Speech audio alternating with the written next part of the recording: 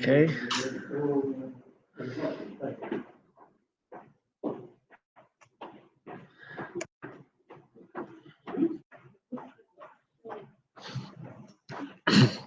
This cold there at the back is killing me. But now we know why. Okay. No, I think has to be stay open for ventilations of the. But that's there will be that one is open as well. So I'm surrounded. That's okay. Okay, so we were looking at a different way of transferring the heat. And we are in the second step, right? So we discussed the conduction. So two bodies, different temperature, placed in contact will transfer heat from one to the other. And now we are introducing the convection. The convections happens when we don't have fluids involved.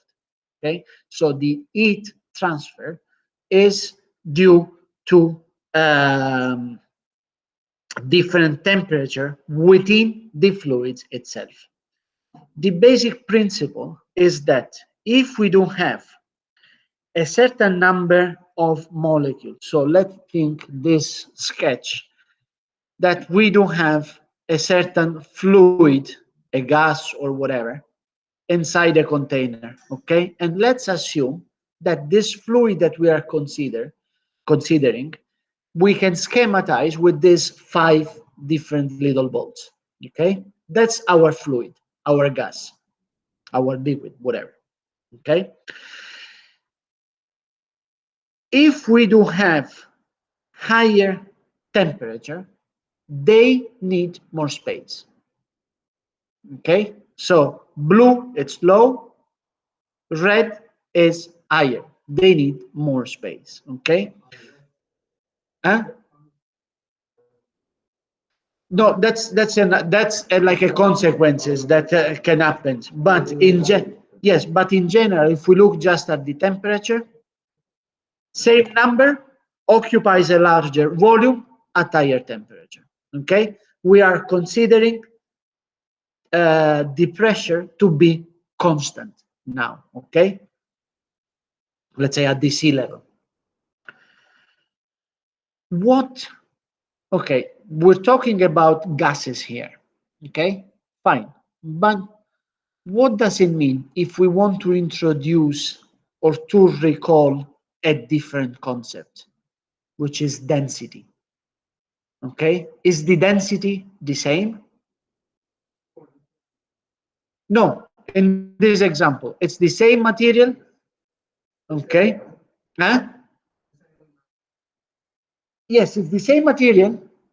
Okay, the material is the small circles, the balls. Okay, it's not the same because it's exactly that's what where we're going. What we mean by the word density. So we are with the same material. Hmm? Excuse me? No, no. We will go. We will get there. We need to visualize, and once we visualize, maybe we'll understand. We will understand.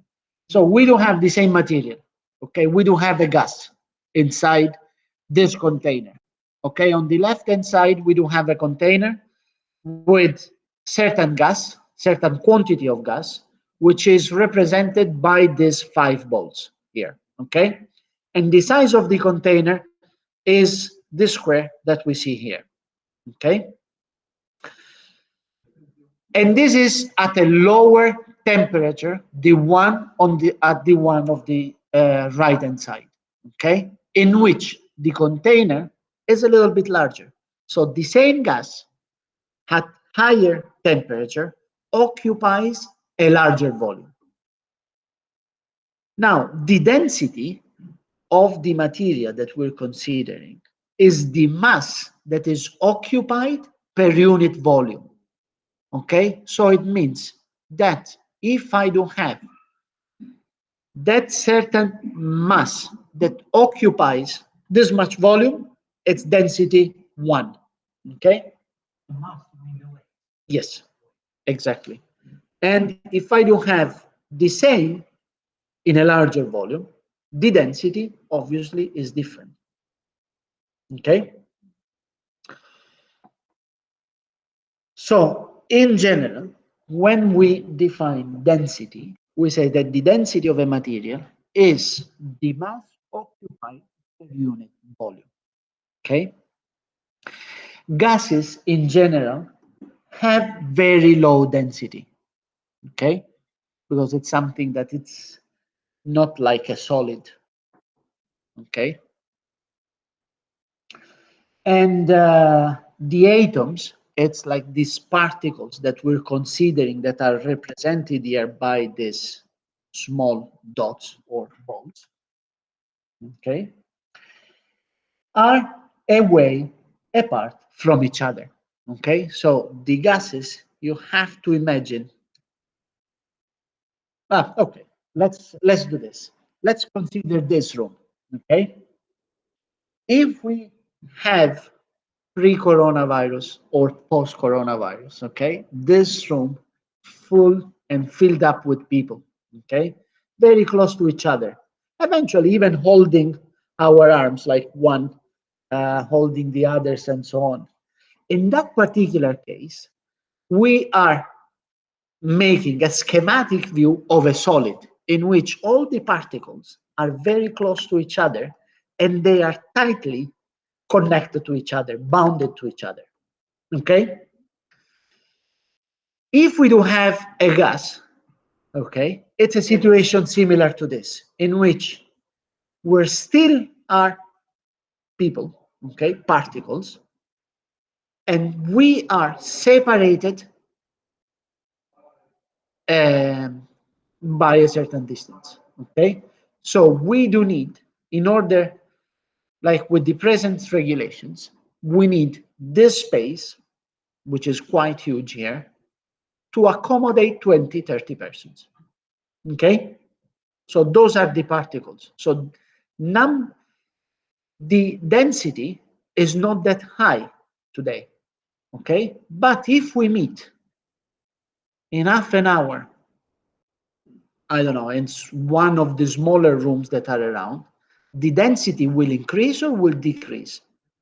Will increase, right? But the number of particles, it's always us. It should like 20, 30 people here, whatever, right? But then we will be confined in a smaller volume.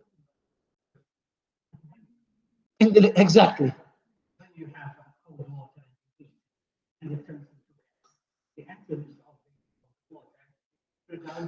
Yes, they exactly, and they need to occupy a larger space.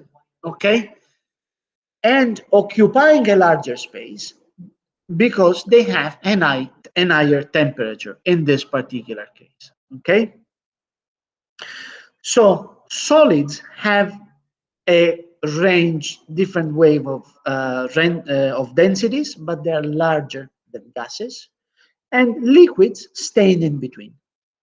Okay. Now, obviously, densities, even in the same form of the matter, how if we're talking, both if we're talking in terms of solid or liquids or fluids, right, depends on the material. Okay, in here we do have one example in which we do have 3 liquids. Okay, they are fluids, right? They are not solid. And we do have corn syrup, which is at the bottom, then water, and vegetable oil always goes up. Why? Because it's the density is different, it's lighter, so it can float. Okay.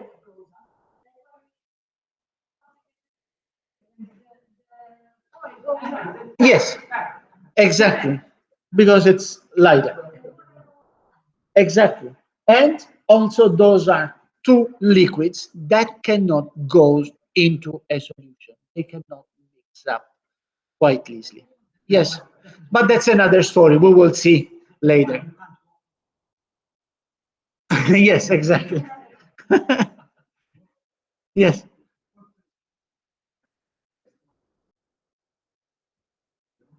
The heaviest, no, the one with the higher density. Now I don't recall, but we will look up. That one, no, is I don't think is the denser. It's just the stronger, but then has to do with the structure and the how the atoms are connected, bounded to each other. So it's hard because you need a lot of energy to break them and to separate them apart. Okay. Yes, it's the strongest. It's the strongest natural element on Earth. Now, exactly. But why we call it stronger? Because when we look at the atomic structure, so all the particles that are made up the diamond is strong because the way they are, these particles are distributed in the space and the type of bonding that they have. Okay, so they need a lot of energy. Okay, and just to visualize, if I am with, let's say, okay, you always like things like I'm here like this. You don't go anywhere. Okay, that's fine. I'm not going anywhere. That's okay. But if an external cause has to come and to break this, I have to put like a lot of energy in order to break this. But if I'm with my wife like this, separated apart, and just holding from our other finger, okay? It's easy. It needs less energy to break this bond, right? Then that's why she stays like always like this, I guess, to prevent to have like lose energy. Yes. Sorry. Yes. Not that I also do the dishwasher. So, exactly. I have to use my energy somewhere.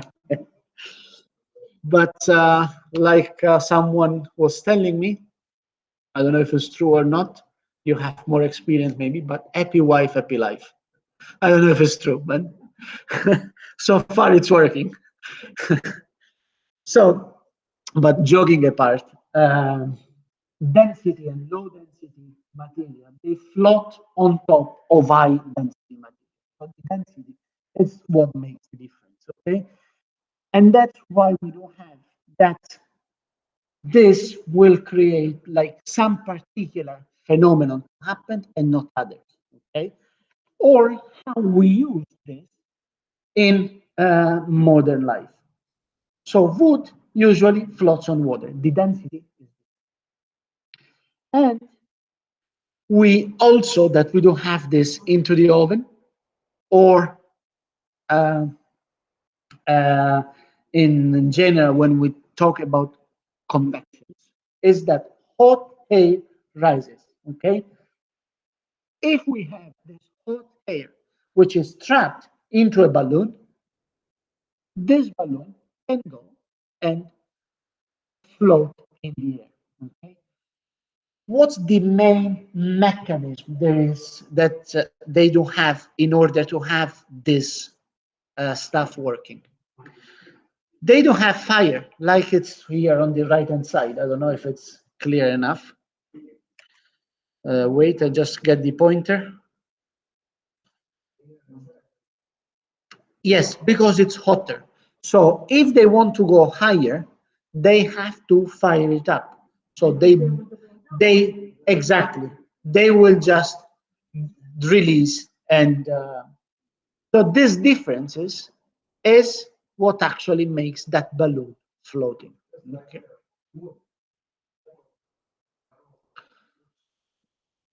Yes, yes. In fact, into the previous, we had wood usually float on water. Okay. Exactly. Okay. Yes. So, but okay. Me neither. No. We will organize a trip at the end of this class then. Then we do have also some, like in general, with have iron, steel, they are quite dense, right? So they don't float. How is that possible? That we do have very large um,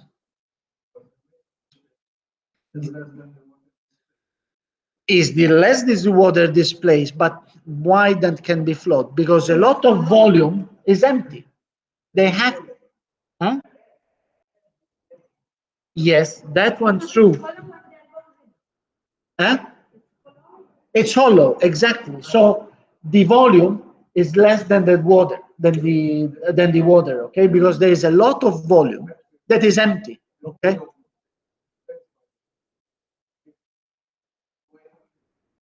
That's the volume of water that is displaced in terms of the mass, okay? But in general, if you get, let's say, this ship over here, which is, I don't know, let's say 10 something, whatever, like it can weight, okay?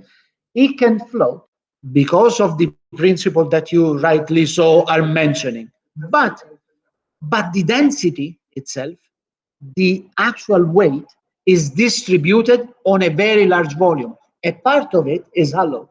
Otherwise, it cannot. If we don't have the same weight in a smaller volume, okay? Then, obviously, of course, like if you get that.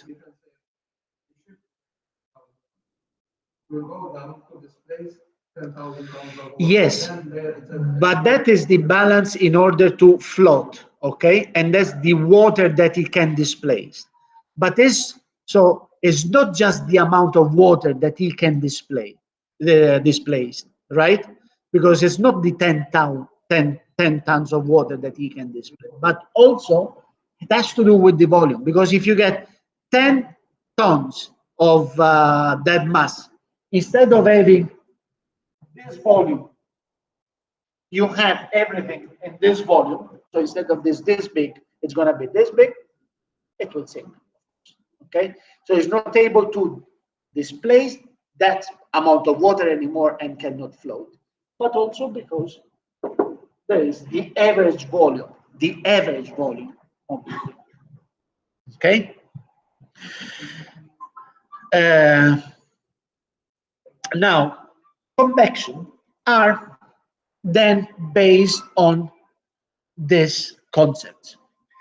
And in general, the main concept that we can simply visualize is that hot material rises because it becomes less dense, so it will rise up, and the colder material will sink. So the convection actually will do in something like this. We don't have, let's think about like a pot of water, a pot on the fire with water in it, okay? When we start our experiment,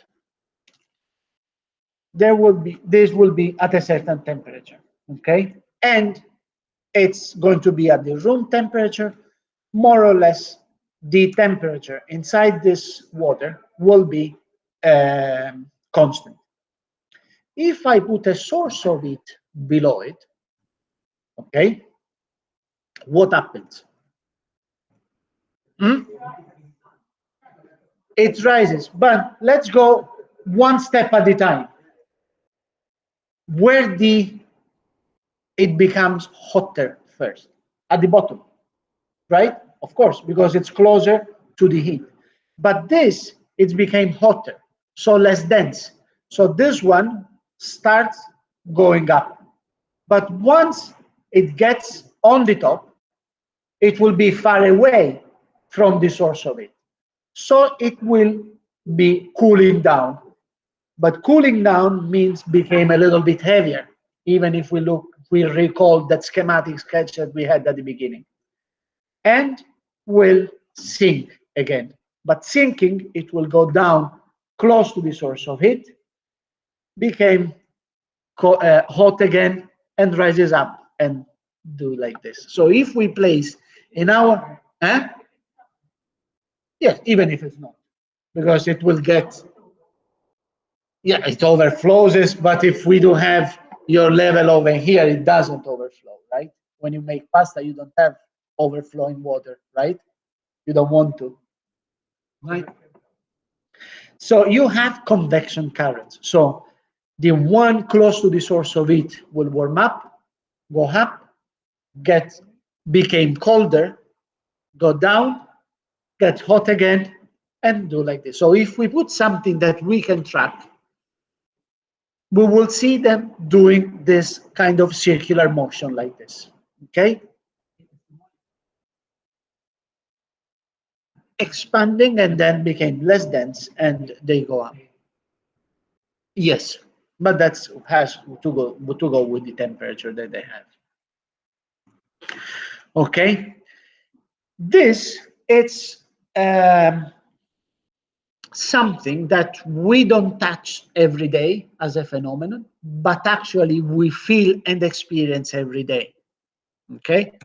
And if I put this on the screen, you might maybe think at some of this phenomenon and reconsider them through the concept that we have been explored today. Okay?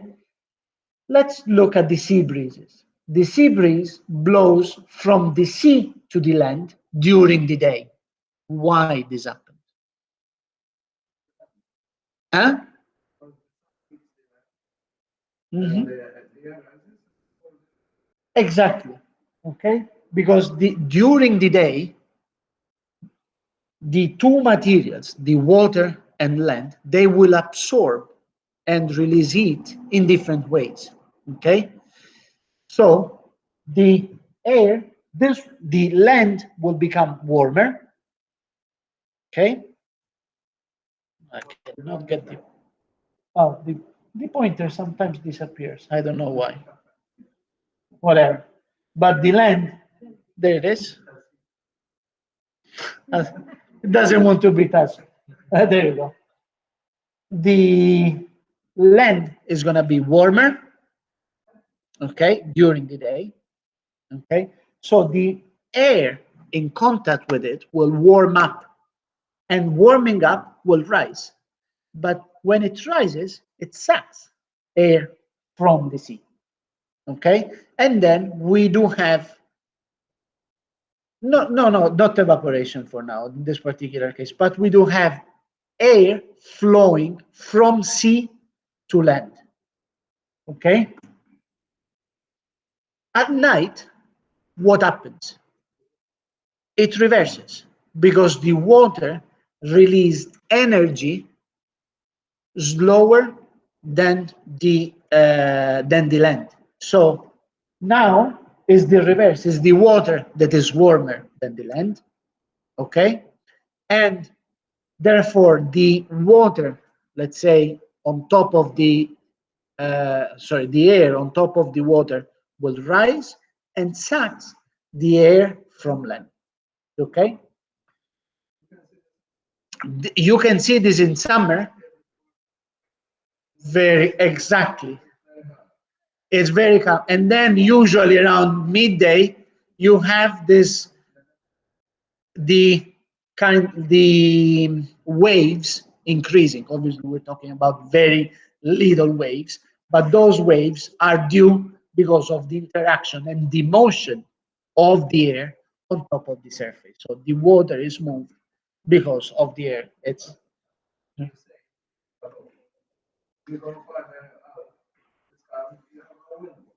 exactly. Exactly. But that the basic principle, so then things can be a little bit more complicated, but the basic principles is there. I don't know if you recall, but eventually towards the end, we're going to look at more of these Earth examples or examples from the Earth. But last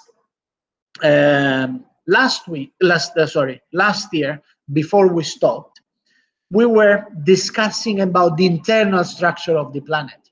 Okay, and if you recall, we said that the planet is made of several layers with different materials, right? We do have a central part which is very, very hot. That's what we call the core, okay, which is divided in two portions, but is the hotter part is at the center, what we call core.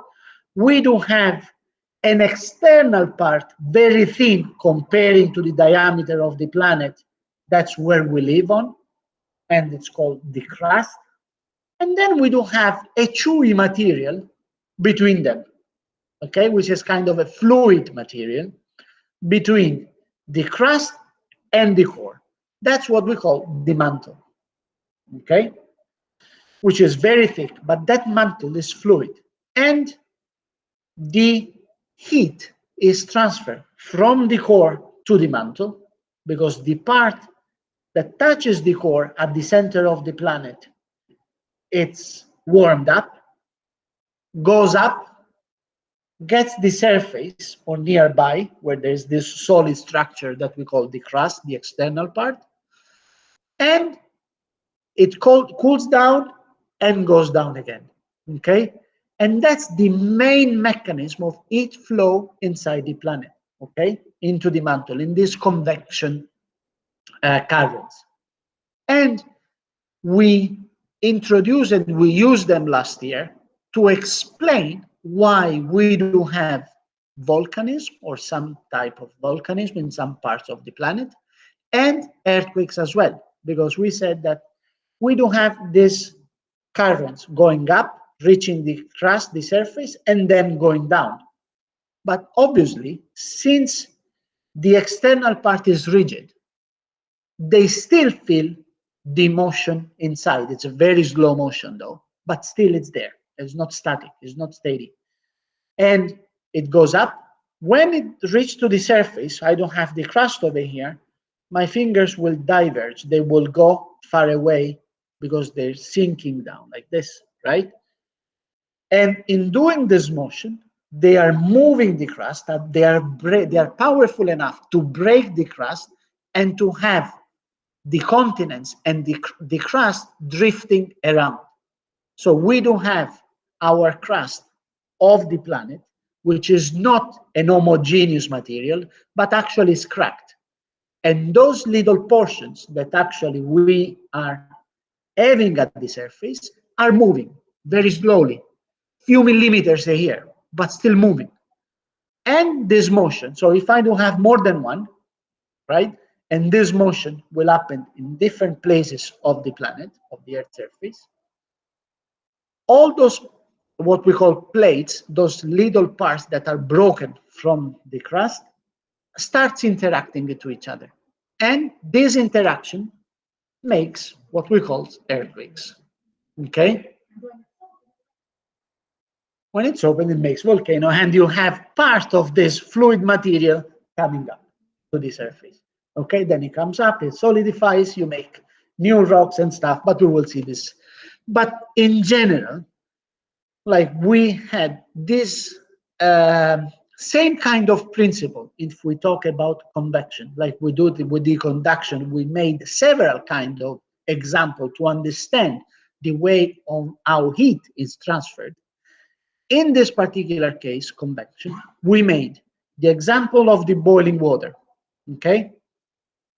Same applies when we don't have to explain sea breeze, or eventually, like in a wider and larger scenario, if we need to explain some phenomenon inside the planet, okay?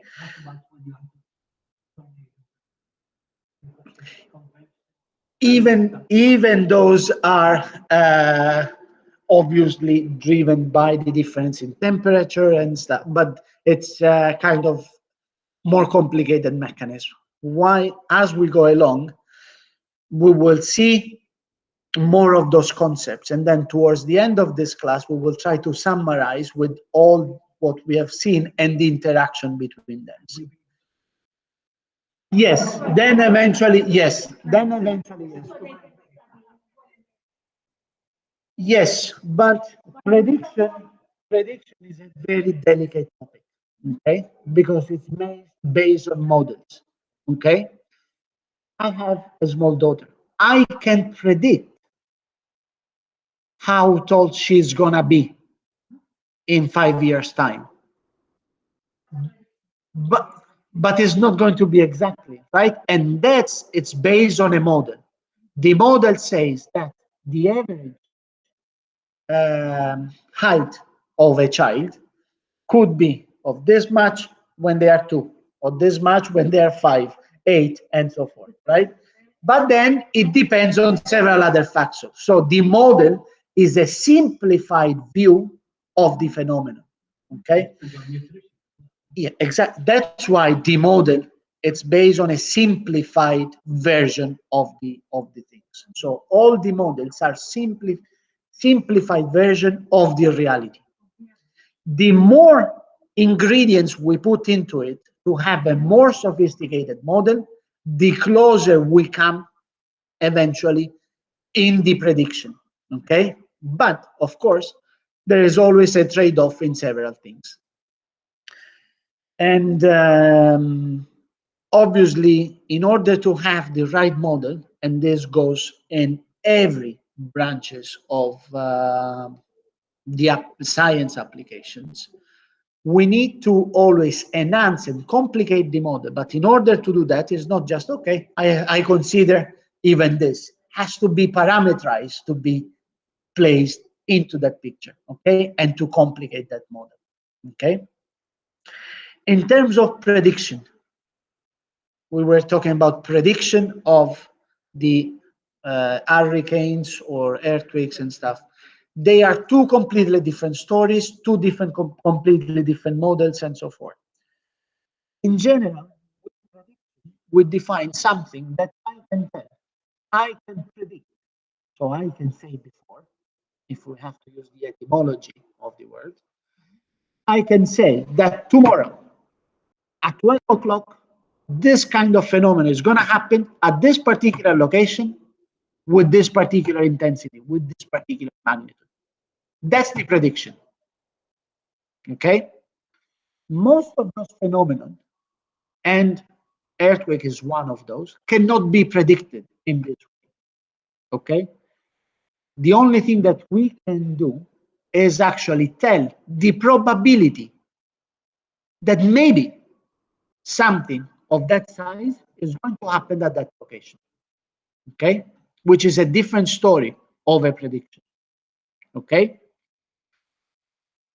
And obviously, this is due to the fact that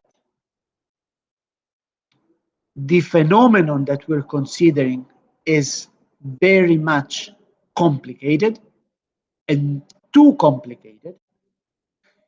And at the same time, we need to admit that we don't know enough about those yet. Okay? And obviously, someone was mentioning mathematics before, right? The way we formulate mathematically that phenomenon actually gets quite complicated. And then it's not just in terms of the formulation, but in terms even of solving, okay, that thing. And we are, with earthquakes, no way that we can observe, that we can predict. So that's, we do always listen to stories. Huh? They try, but it's not in a scientific manner most of the time. And bottom line, yes. Yes. Look, it's yes, but after the earthquake, it's easy to predict something that happens, right?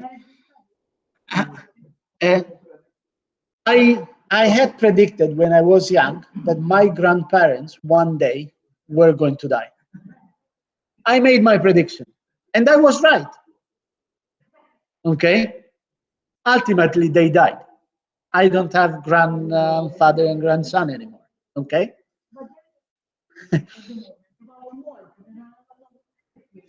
Yes, there are, but those are something that we know that they are around us because we detect after they happen, not before. We can tell, though, that if there is some activity, most probably there will be one time in which there will be something stronger than the one that we observe today. Okay?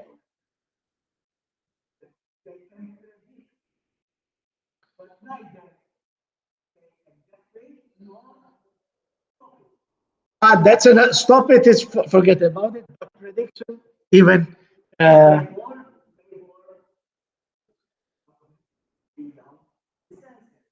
yes, good.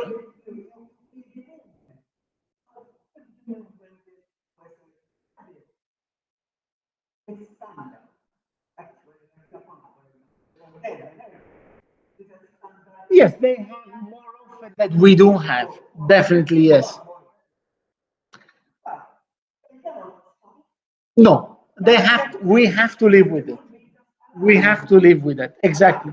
But we will go to this when we summarize like more on the planet. For now, for the today meeting, we need to consider that some of these things that we applied and got examples with at different scales, a boiling pot of water and a balloon, an air balloon, or the sea breeze of something inside the planet is happening, and we could consider the transfer of it with that particular kind of mechanism.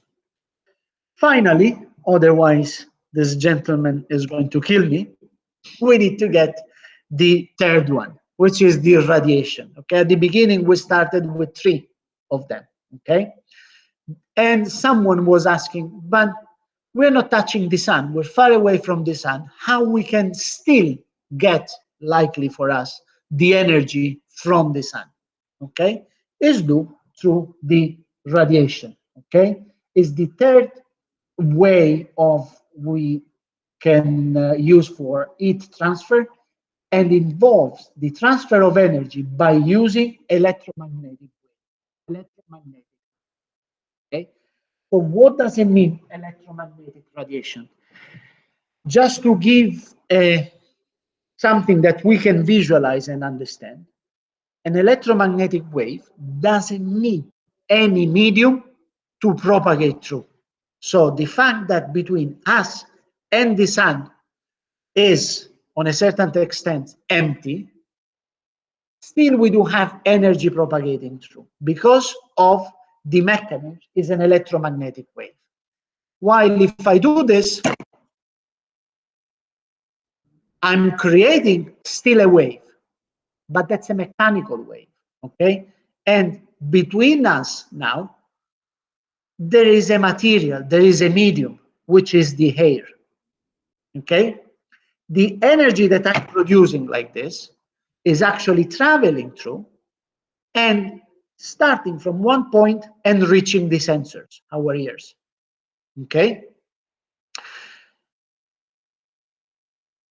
This second example uses mechanical waves that they need the medium to propagate through. The electromagnetic radiations, they don't need a medium, okay?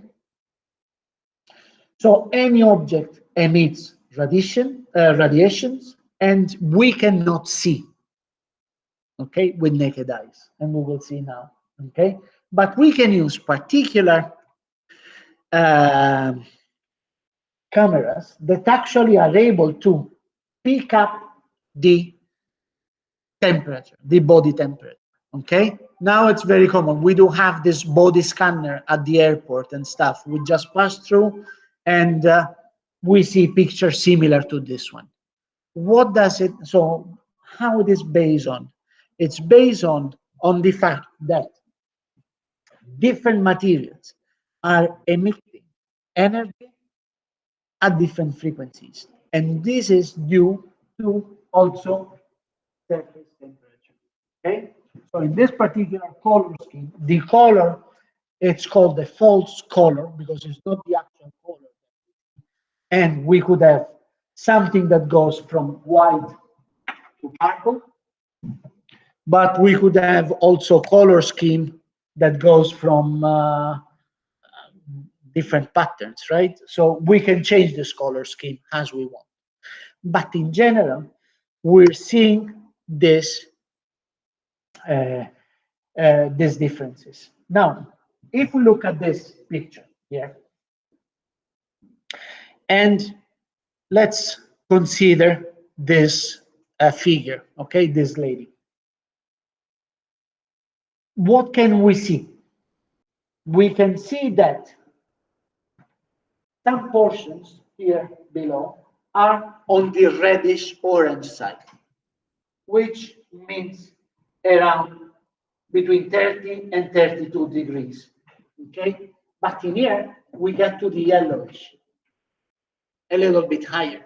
So it means that the spark is hotter than this. It's radiating differently. Okay.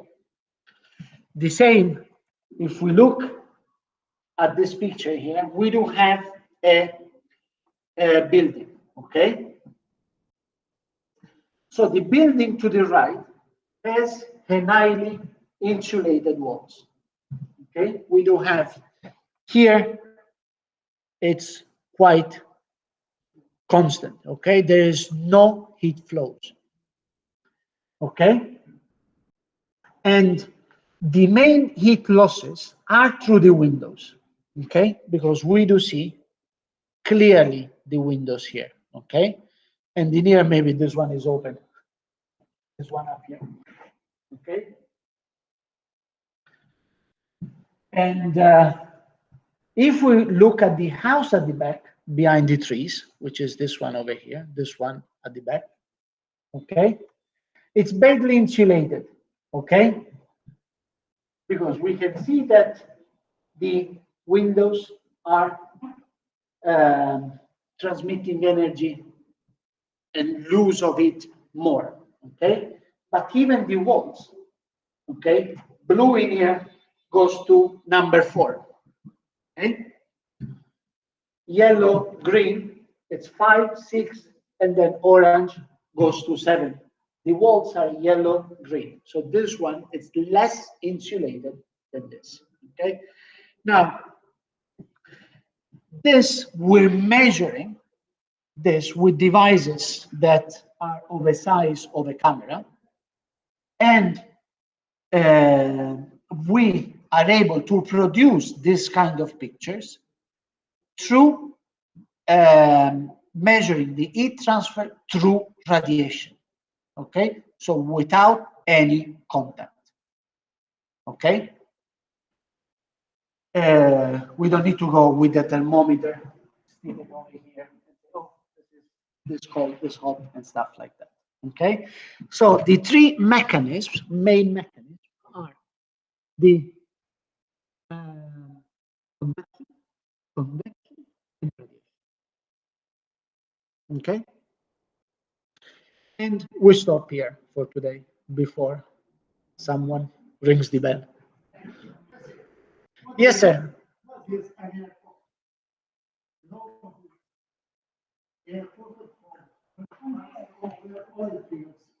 Yes, if